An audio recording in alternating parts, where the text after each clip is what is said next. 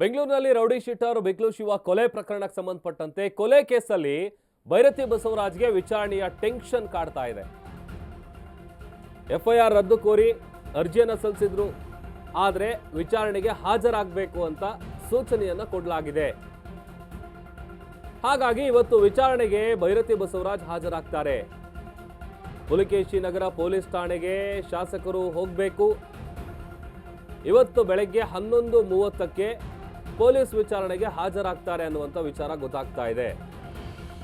ನಿನ್ನೆ ಹೈಕೋರ್ಟ್ ವಿಚಾರಣೆಗೆ ಹಾಜರಾಗಬೇಕು ಅಂತ ಸೂಚನೆಯನ್ನ ಕೊಟ್ಟಿದೆ. ಈ ಕಾರಣಕ್ಕಾಗಿ ಆಲ್ರೆಡಿ ನೋಟಿಸ್ ಅನ್ನು ಕೂಡ ಕೊಡಲಾಗಿತ್ತು. ಅದನ್ನು ಪ್ರಶ್ನೆ ಮಾಡಿ ಒಂದು ಅರ್ಜಿಯನ್ನು ಸಲ್ಲಿಸಿರ್ತಾರೆ.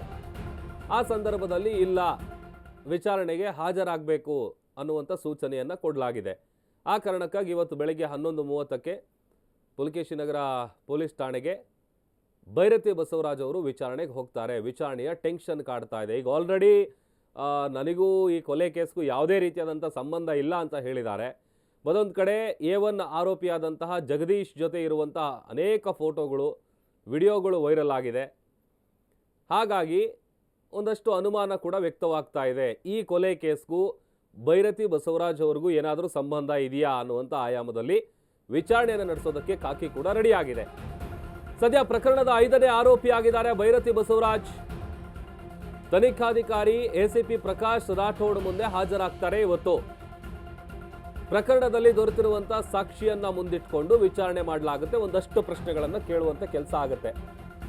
ಆರೋಪಿಗಳ ಜೊತೆಗಿನ ನಂಟು ಏನು, ಶಾಸಕರಿಗೂ ಅವರಿಗೂ ಏನು ಸಂಬಂಧ, ಏನು ಲಿಂಕ್ ಇದೆ, ಪ್ರಕರಣದಲ್ಲಿ ನಿಮ್ಮ ಮೇಲಿನ ಆರೋಪಕ್ಕೆ ಏನು ಹೇಳ್ತೀರಾ ನೀವು, ಮೃತ ಶಿವಪ್ರಕಾಶ್ ಬಗ್ಗೆ ನಿಮಗೇನಾದರೂ ಗೊತ್ತಿದೆಯಾ, ಆರೋಪಿಗಳ ಜೊತೆ ಯಾವುದಾದ್ರೂ ವ್ಯವಹಾರ ಇತ್ತ ನಿಮ್ಮದು ಅಂತೇಳಿ ಒಂದಷ್ಟು ಪ್ರಶ್ನೆಗಳನ್ನು ಕೇಳ್ತಾರೆ. ಒಂದು ವೇಳೆ ಅವ್ರ ವಿರುದ್ಧ ಏನಾದರೂ ಸಾಕ್ಷ್ಯಗಳು ಸಿಕ್ಕಿದ್ರೆ ಅವರನ್ನು ಬಂಧಿಸುವಂಥ ಸಾಧ್ಯತೆ ಕೂಡ ನಾವು ಅಲ್ಲಗಳೆಯುವಂತಿಲ್ಲ. ಇವತ್ತು ವಿಚಾರಣೆಗೆ ಹಾಜರಾದಂಥ ಸಂದರ್ಭದಲ್ಲಿ ಬಹುತೇಕ ಏನಾದರೂ ಈ ಕೊಲೆ ಕೇಸ್ಗೂ ಭೈರತಿ ಬಸವರಾಜ್ ಅವರಿಗೂ ಏನಾದರೂ ಲಿಂಕ್ ಇತ್ತು ಅನ್ನುವಂಥದ್ದು ಒಂದು ಪ್ರೂಫ್ ಸಿಕ್ಕಿದ್ರೂ ಕೂಡ ಇಮಿಡಿಯೇಟ್ ಅವ್ರನ್ನ ಬಂಧನ ಮಾಡುವಂಥ ಸಾಧ್ಯತೆ ಕೂಡ ದಟ್ಟವಾಗಿದೆ ಅಂತೇಳಿ ಗೊತ್ತಾಗ್ತಾ ಇದೆ. ಆಮೇಲೆ ಕಳೆದ 3 ತಿಂಗಳ ಹಿಂದೆ ಒಂದು ಕಂಪ್ಲೇಂಟ್ ಕೊಟ್ಟಂಥ ಸಂದರ್ಭದಲ್ಲಿ ಕೂಡ ಅದರಲ್ಲಿ ಭೈರತಿ ಬಸವರಾಜ್ ಹೆಸರನ್ನು ಉಲ್ಲೇಖ ಮಾಡಿದರು. ಕೊಲೆಯಾದಂಥ ವ್ಯಕ್ತಿ ರೌಡಿ ಶೀಟರು ಬಸವರಾಜ್. ನಮ್ಮ ಪ್ರತಿನಿಧಿ ವಿಚಾರಕ್ಕೆ ಸಂಬಂಧಪಟ್ಟಂತೆ ಹೆಚ್ಚಿನ ಡೀಟೇಲ್ಸನ್ನು ಕೊಡ್ತಾರೆ. ದೂರವಾಣಿ ಸಂಪರ್ಕದಲ್ಲಿ ಜಾಯ್ನ್ ಆಗಿದ್ದಾರೆ. ಬಸವರಾಜ್, ಈಗ ಒಂದು ಕಡೆ ವಿಚಾರಣೆಗೆ ಹಾಜರಾಗಬೇಕು ಅಂತೇಳಿ ಕೋರ್ಟ್ ಸೂಚನೆಯನ್ನು ಕೊಟ್ಟಿದೆ. ವಿಚಾರಣೆಯ ಟೆನ್ಷನ್ ಸದ್ಯ BJPಯ ಶಾಸಕ ಭೈರತಿ ಬಸವರಾಜ್ ಕಾಡ್ತಾ ಇದೆ. ಸೊ ಏನು ನಿರೀಕ್ಷೆ ಮಾಡ್ಬೋದು ಇವತ್ತು ಅಂತ, ಬಂಧನ ಮಾಡುವಂಥ ಸಾಧ್ಯತೆ ಏನಾದರೂ ಇದೆಯಾ? ಪ್ರಭು, ರೌಡಿ ಶೀಟರ್ ಬಿಕ್ಲು ಶಿವ ಕೊಲೆ ಪ್ರಕರಣದ A5 ಆರೋಪ ಆಗಿರುವಂತಹ ಭೈರತಿ ಬಸವರಾಜ್ ಅವರು ಪೊಲೀಸರು ಕೊಟ್ಟಿರುವಂತಹ ನೋಟಿಸ್ ಅನ್ನ ಪ್ರಶ್ನಿಸಿ ನಿನ್ನೆ ಹೈಕೋರ್ಟ್ ನ ಮೆಟ್ಲೇರಿದ್ರು. ಹೈಕೋರ್ಟ್ ಇವತ್ತು ಬೆಳಗ್ಗೆ 11:30ಕ್ಕೆ ನೀವು ವಿಚಾರಣೆಗೆ ಹಾಜರಾಗಬೇಕು, ಕಾನೂನಾತ್ಮಕವಾಗಿ ಏನ್ ಕ್ರಮ ಇದೆ ಪೊಲೀಸರು ತೆಗೆದುಕೊಳ್ಳಬಹುದು ಅನ್ನೋ ಒಂದು ನಿಟ್ಟಿನಲ್ಲಿ ಏಕಸದಸ್ಯ ಪೀಠ ಹೇಳಿರುವಂತದ್ದು. ಹಾಗಾಗಿ ಇವತ್ತು ಭೈರತಿ ಬಸವರಾಜ್ ಅವರು ವಿಚಾರಣೆಗೆ ಹಾಜರಾಗಲೇಬೇಕಾಗಿರುವಂತ ಪರಿಸ್ಥಿತಿ ಎದುರಾಗಿದೆ. ಬೈ ಮಿಸ್ಟೇಕ್ ಆಗಿ ಅವರು ವಿಚಾರಣೆಗೆ ಹಾಜರಾಗ್ಲಿಲ್ಲ ಅಂದ್ರೆ ಪೊಲೀಸರು 3 ನೋಟಿಸ್ ಅನ್ನ ಕೊಟ್ಟು ಅವರಿಗೆ ನಂತರವಾಗಿ ಅರೆಸ್ಟ್ ಪ್ರೊಸೀಜರ್ ಮಾಡುವಂತ ಕೆಲಸವನ್ನ ಮಾಡ್ತಾರೆ. ವಿಚಾರಣೆಗೆ ಹಾಜರಾದ್ರೆ ಅವರು ಅವರಿಗೆ ಈಗಾಗಲೇ ಆರೋಪಿಗಳು ಅರೆಸ್ಟ್ ಆಗಿದಾರಲ್ಲ 5 ಜನ, ಆ ಆರೋಪಿಗಳಿರುವಂತಹ ಹೇಳಿಕೆಗಳು ಮತ್ತು ಕೆಲವೊಂದಿಷ್ಟು ಸಾಕ್ಷಿಗಳು, ಟೆಕ್ನಿಕಲ್ ಸಾಕ್ಷಿಗಳಾಗಿರ್ಬೋದು ಮತ್ತು ಎವಿಡೆನ್ಸ್ ಸಾಕ್ಷಿಗಳದಲ್ಲ, ಆ ಸಾಕ್ಷಿಗಳನ್ನ ಮುಂದಿಟ್ಕೊಂಡು ಅವರಿಗೆ ಪ್ರಶ್ನೆ ಮಾಡುವಂತ ಕೆಲಸವನ್ನ ಕೂಡ ಪೊಲೀಸರು ಮಾಡ್ತಾರೆ. ಯಾಕಂದ್ರೆ ಈ ಹಿಂದೆ ಸ್ವತಃ ಭೈರತಿ ಬಸವರಾಜ್ ವಿರುದ್ಧ ಕೊಲೆಯಾದಂತ ಬಿಕ್ಲು ಶಿವನೇ ದೂರನ್ನ ಕೊಟ್ಟಿರ್ತಾನೆ. 5 ತಿಂಗಳ ಹಿಂದೆ ನನಗೆ ಜೀವ ಬೆದರಿಕೆ ಇದೆ, ಜಮೀನಿನ ವಿಚಾರಕ್ಕೋಸ್ಕರವಾಗಿ ನನ್ನ ಮನೆ ಮುಂದೆ ಬೈಕ್ ನಲ್ಲಿ ಬಂದು ವಾಚ್ ಮಾಡ್ತಾ ಇದ್ದಾರೆ ಜನನನ್ನ ಅನ್ನುವಂತ ನಿಟ್ಟಿನಲ್ಲಿ ಸ್ಟೇಷನ್ಗೆ ದೂರನ್ನ ಕೊಟ್ಟಿರ್ತಾನೆ.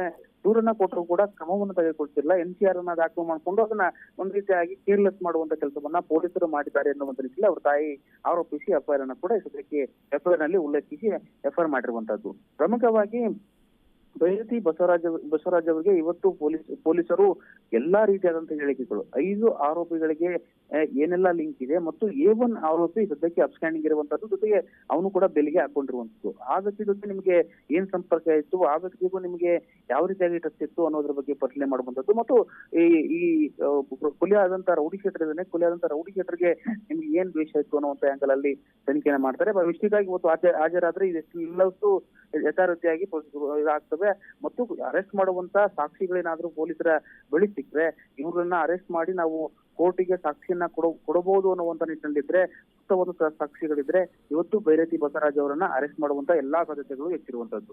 ಆದ್ರೆ ಅವರ ಹತ್ರ ಅರೆಸ್ಟ್ ಮಾಡುವಂತ ಸಾಕ್ಷಿಗಳಿರಲಿಲ್ಲ ಅಂದ್ರೆ ವಿಚಾರಣೆ ಮಾಡಿ ಮತ್ತೆ ಬಿಟ್ಟು ಕಳಿಸಿ ಮತ್ತೆ ವಿಚಾರಣೆಗೆ ಬನ್ನಿ ಅನ್ನುವಂತ ನಿಟ್ಟಿನಲ್ಲಿ ನೋಟಿಸ್ ನೀಡುವಂತ ಸಾಧ್ಯತೆಗಳು ಕೂಡ ಹೆಚ್ಚಿರುವಂತದ್ದು. ಬೈ ಮಿಸ್ಟೇಕ್ ಆಗಿ ಬೈರತಿ ಬಸವರಾಜ್ ಅವರು ಏನಾದ್ರೂ ಇವತ್ತು ವಿಚಾರಣೆಗೆ ಹಾಜರಾಗ್ಲಿಲ್ಲ ಅಂದ್ರೆ ಏನು 3 ನೋಟಿಸ್ ಅನ್ನ ಶುರು ಮಾಡ್ತಾರೆ. 3 ನೋಟಿಸ್ ಆದ ನಂತರವಾಗಿ ಬೈರತಿ ಬಸವರಾಜ್ ಅವರನ್ನ ಅರೆಸ್ಟ್ ಮಾಡೋದಕ್ಕೆ ಪೊಲೀಸರು ಮುಂದಾಗ್ತಾರೆ. ಓಕೆ, ಥ್ಯಾಂಕ್ ಯು ಬಸವರಾಜ್ ನಿಮ್ಮೆಲ್ಲ ಡೀಟೇಲ್ಸ್ಗಾಗಿ.